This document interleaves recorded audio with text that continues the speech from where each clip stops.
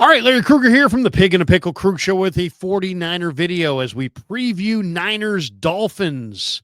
Niners on the road in Miami against the Dolphins. All right, we'll talk about that coming up next. Of course, we're brought to you by Pig in a Pickle, the best barbecue in all of Northern California. Check them out. They're in Emeryville. They're in Corte Madera. They're open 7 days a week from 11 a.m. till 8 p.m. or until they run out. Pig in a Pickle, the best barbecue in all of Northern California. And this video is brought to you by Mancini's Sleep World. They're a proud sponsor of the Krug Show. Mancini's offers a 120-night guarantee with a range of brands and price points.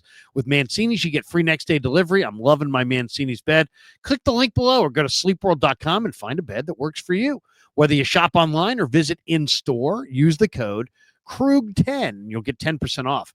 That's KRUEG 10, and you'll get 10% off in any of Mancini's stores or online at sleepworld.com. All right, let's talk a little bit about the Niners and the Dolphins. They go in South Florida, a matchup of 6 and 8 football teams. Let's talk about this thing on a couple of fronts. Let's talk about the Dolphins on offense and the Niners defense. We'll start there. Dolphins are an interesting offensive team. They've got a ton of speed. Obviously, Mike McDaniel is the head coach. He runs Kyle's system or a variation of Kyle's system. And, Tua Tagovailoa is a quarterback that when he looks good, he looks great. And when he looks bad, he looks awful. And he had 4 turnovers last week, and he looked awful. And if the 49ers can confuse him, I don't believe that Tua reads coverage and goes through his progressions particularly well. If you can take away Tua's first read, you can really make him uncomfortable, and it can lead to sacks, and it can lead to interceptions and turnovers. So, to me, taking Tua Tagovailoa's number one read away and making him process and making him scan the field and making him go to his second and third progression, that absolutely is an essential part of a defensive game plan against the Miami Dolphins.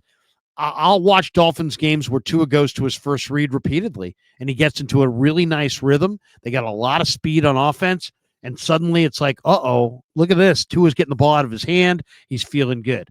When he's holding it, he's not nearly as effective, and he doesn't read coverage all that well. So he's also operating behind a line that's really banged up. Teron Armstead, his left tackle, is beat up. He may not go in this game. Paul Patrick may start at left tackle. Kendall Lamb is their starter at right tackle, and Lamb is a replacement. He was not their starter, so they're not particularly strong at tackles. So if the 49ers can put some rush off the edges, they might be able to really bother Tua Tagovailoa.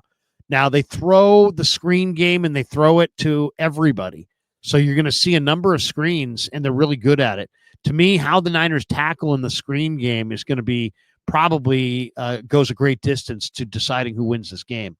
Devin Achane, the former A&M star running back, is small but explosively fast. And he is a guy that can make big, big plays as a runner or as a receiver. So he has emerged as their number one running back ahead of Raheem Mostert, ahead of Jalen Wright, the rookie from Tennessee, ahead of the former Niner, Jeff Wilson Jr.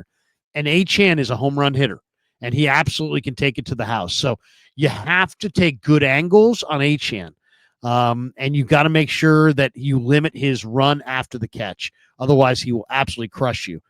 A couple weeks ago, we saw in the Texans game where Derek Stingley really shut down Tyreek Hill, held him to like 2 or 3 catches, had a couple picks in the red zone. Stingley was fantastic. Now, Stingley is a dominating corner. The Niners need to do a job on Tyreek. Jalen Waddle's hurt. I don't believe he's going to go. Tyreek is more likely to play in this game. He is also not 100%. They've got a small receiver, a rookie from Virginia named Malik Washington, who is one of the most prolific receivers in all of college football. He's small, but he's strong, and he's got great ball skills. So Malik Washington, Tyreek Hill, those are the 2 receivers to really watch for. The other guy that is absolutely going to be a major factor in this game is how well do the Niners defend the tight end. Jonnu Smith is one of the most underrated players in the NFL. He's an outstanding receiving tight end, and he's been around the league. This is not his first stop. He's been around the league. He's been in Atlanta. He's been in a number of spots, Tennessee, Jonnu Smith, New England. He's a fantastic receiving tight end. He's one of the best receiving tight ends in pro football and very, very underrated. He was a huge factor for them last week, and I would expect they're going to go a lot to Jonnu Smith in this game as well. So what's the game plan? You got to put some rush on Tua. You got to take away his first read and make him read coverage. You got to take good angles on Achane because he's a house call waiting to happen. You got to defend Jonnu Smith, the tight end, as a receiver because he's one of the best receiving tight ends in the entire league. Malik Washington has great hands, not a burner, small receiver who's not a burner, but he is an incredible receiver. Very, very productive, and a guy that will make big catches on third downs. And then, of course, Tyreek Hill is their home run hitter. And you got to limit Tyreek. He can take the game over by itself. Now, the Niner defensive front, even without Nick Bosa, I think might be able to win up front against this Dolphins offensive line with injuries to Kendall Lamb and Teron Armstead. So that's what I'm looking for, the Niner defensive front to really rule the day, Greenlaw to continue playing at a high level. But if they get Achane rolling, it's going to be a long day. It's going to be a long day for the 49ers. They have to be able to stop the run. The 49ers have not run the ball particularly well, and at times they haven't stopped the run particularly well. They have to stop Devin Achane, or it's going to be a really, really long day for the 49ers. And to me, the number one factor on offense is make Tua uncomfortable. If you can't make Tua uncomfortable, if he doesn't feel your pressure, if you don't make him, if he can just go to his first read all day, he'll carve you up. He'll absolutely carve you up. Tua's had some incredible games. Tua's had some awful games. You got to make sure that he feels your defensive pressure. If he does, if you make him scan the field, he will throw you interceptions. He will fumble the ball. He will turn it over. And then it becomes a who's more efficient, Brock Purdy and the Niners or Tua and the Dolphins. And I'll take that. I'll take that every single time. I'll take that Brock Purdy and the Niners to be more efficient than the Dolphins. But you got to stop Achane. You got to make Tua hold the ball, and you can't let Tyreek Hill dominate the game. All right, let's flip the card and talk about the Niners offense, who's not going to have Trent Williams at left tackle going up against this Dolphin defense. Now, the Dolphins went and invested in some really good young speed rushers off the edge. Mo Kamara, Colorado State in round 5. Chop Robinson from Penn State in the first round.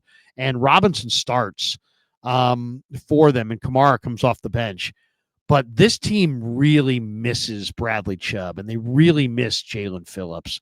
And they're nothing close to the pass rush that they were a year ago with those guys. Now, Bradley Chubb may play in this game. And if Bradley Chubb does play in this game, that's a huge lift for the Dolphins. I don't know if he's going to go, but there was talk this week that he might go. And if he does, that would give them a huge lift. Zach Sealer, number 92, the right defensive end, plays incredibly hard.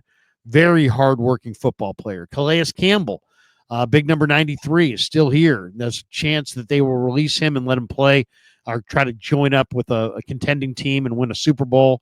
But he's still in Miami for the moment. Supposedly, according to reports, the Niners offered a 4th-round pick for him at the trade deadline, but he wasn't available at the time. He's still a really solid football player. So Calais Campbell's on this front. Zach Sealer plays incredibly hard.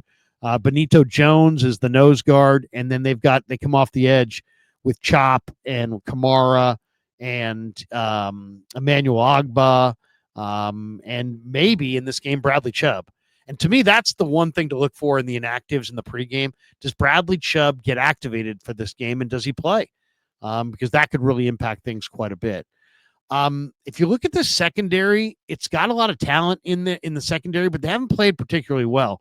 Javon Holland is a phenomenal player at free safety, but he's having kind of a down year. Jalen Ramsey is a fantastic corner. He plays the right cornerback spot.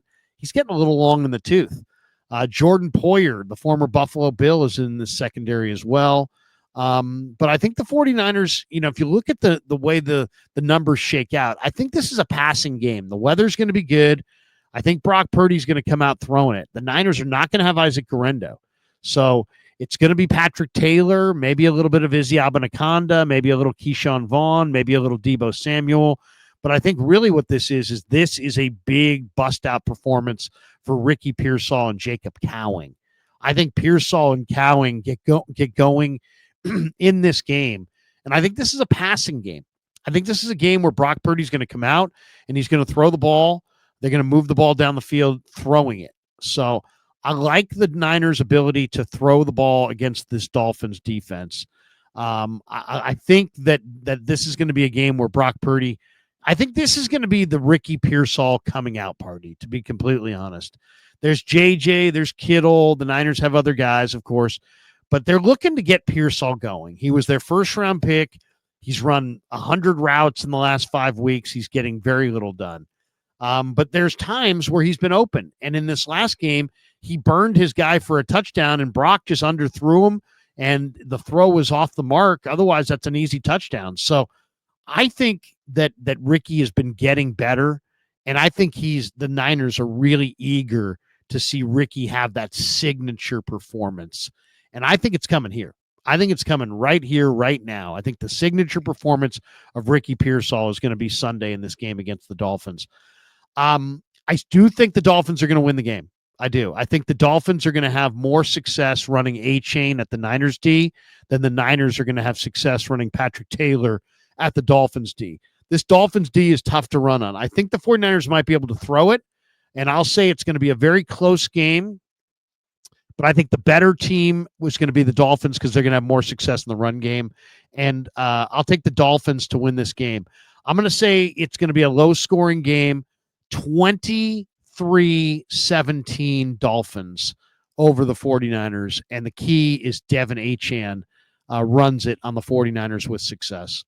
Thanks to Pig and a Pickle for being the title sponsor of the Krueger Show. Thanks to Mancini's for sponsoring this video. Thanks to all of you guys for supporting the Krueger Show on YouTube.